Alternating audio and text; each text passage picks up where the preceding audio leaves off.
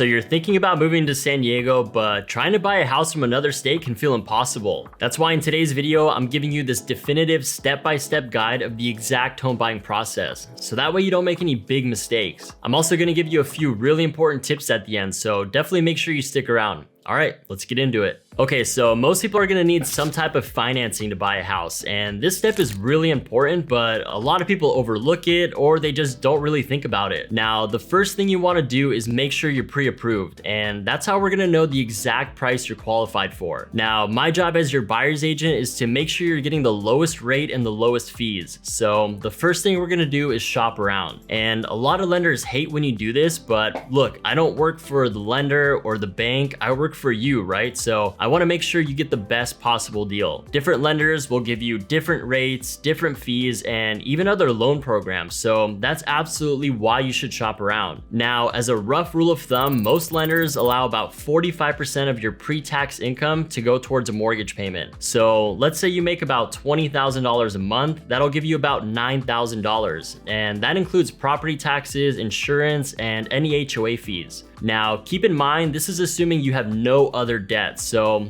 let's say you have $1,000 a month in car payments, then you'll qualify for $8,000. Now, that just covers your monthly payment, but what about the actual cash you need up front? So I'm gonna tell you exactly how much you need for your closing costs and how we can get the seller to pay for them a little later in the video. Now, one thing I tell people is just because a lender tells you you can afford a certain number, it doesn't really mean you should, especially here in San Diego where the cost of living can feel very different from where you're at now. And I have a video on my channel talking about the exact cost of living you should expect here, so definitely check that one out. But I know this is all probably super confusing, especially if you've never done this before. And I have a couple lenders here locally that I can connect you with, and they'll do a really good job of walking you through everything. So credit scores, income, down payments, interest rates, they're gonna give you all that information. Now, it's very important that you pick a lender that's gonna do a great job because they're gonna be a huge part of the transaction. So you want someone that's proactive, communicates well, and obviously gets you the lowest rate and lowest fees. And look, if you have any questions about financing or anything else I'm gonna talk about, I've helped over 70 families buy homes in San Diego, so it's very easy for me to explain the whole process, and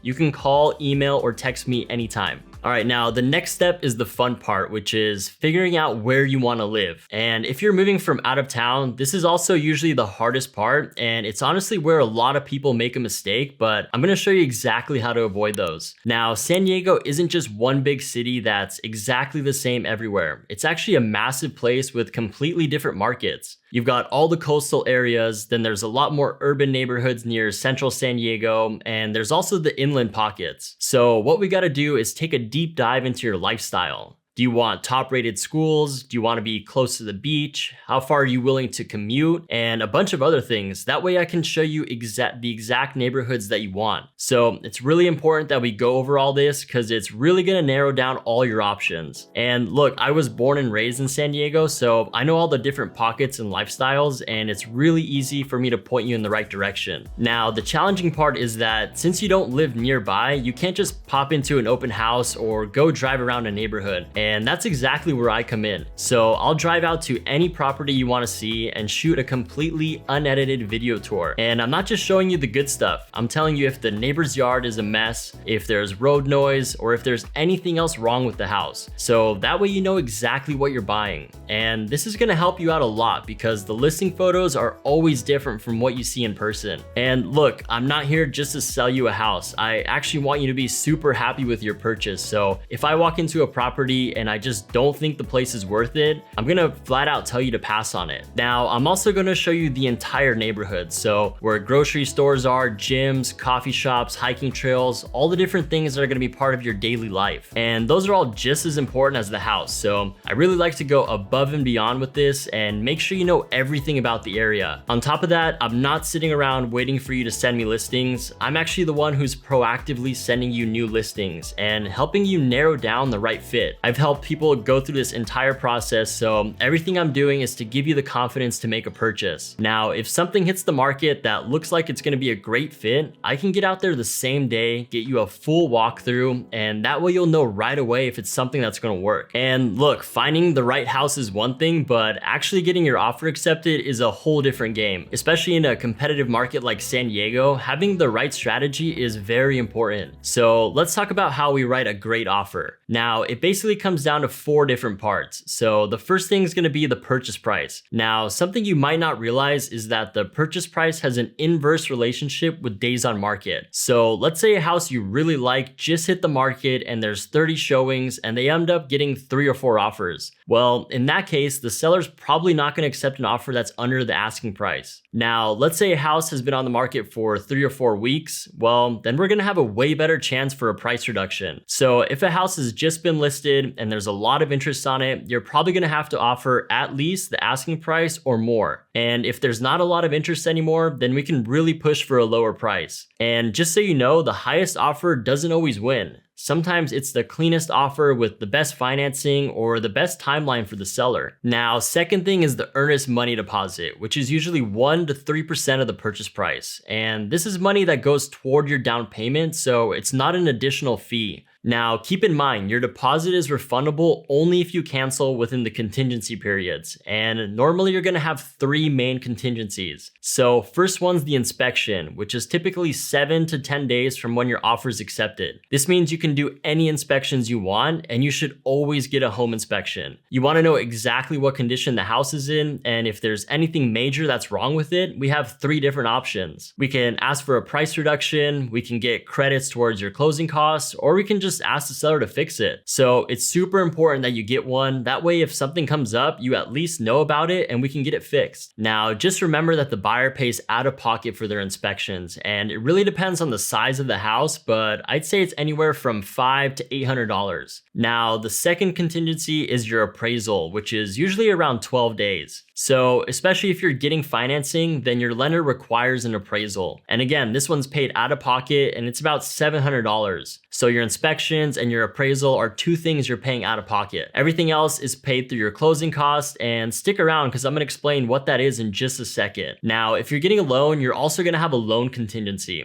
This one's typically 12 to 17 days. And during this time, you're gonna work with your lender to get fully approved for your mortgage. Now, remember how I said your deposit's refundable? Well, let's say something comes up during these time periods that you don't like or that we can't figure out or renegotiate. Well, you can back out and get your entire deposit back. And the only part that you're not gonna get back are those 2 out-of-pocket expenses. All right, now the fourth part of your offer is your closing costs. And again, it really depends on the purchase price, but it's about 1 to 3%. Now, this surprises most buyers because these are separate costs that you pay at closing. So let's say your down payment is $50,000 and closing costs about $15,000. Well, then you need $65,000 at closing. There's things like lender fees, escrow and title, prepaid property taxes, and insurance. So it's a bunch of smaller items that you pay up front. Now, depending on the house and how much the seller wants to negotiate, we can actually ask for them to give you a credit for your closing costs, and that'll bring down how much cash you need. So again, it really depends on the situation, but it can help keep some money in your pocket. And look, there's a lot of other things we can do to write a really great offer, especially if we're going up against other offers. So if you have any questions, definitely reach out and we can talk about it more. Now, this whole process